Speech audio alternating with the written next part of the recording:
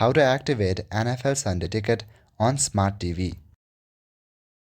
To activate NFL Sunday Ticket on a Smart TV, firstly, you will need to subscribe to YouTube TV or primetime channels. You don't necessarily need a YouTube TV subscription, although bundling it with YouTube TV can offer cost savings. You can subscribe to NFL Sunday Tickets as a standalone package through YouTube primetime channels. On your Smart TV, head up to the App Store and download YouTube TV if you have YouTube TV subscription, or you can even download the standard YouTube app if you have subscribed through primetime channels. NFL Sunday Ticket works through whichever app matches your subscription type.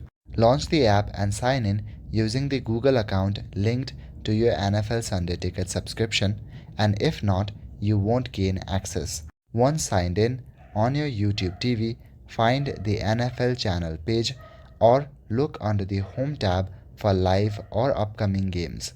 On the YouTube app, access the Primetime Channel section and look for the NFL Sunday Ticket. Live and scheduled games should appear. Tap to begin watching. So that's all for today. Thank you.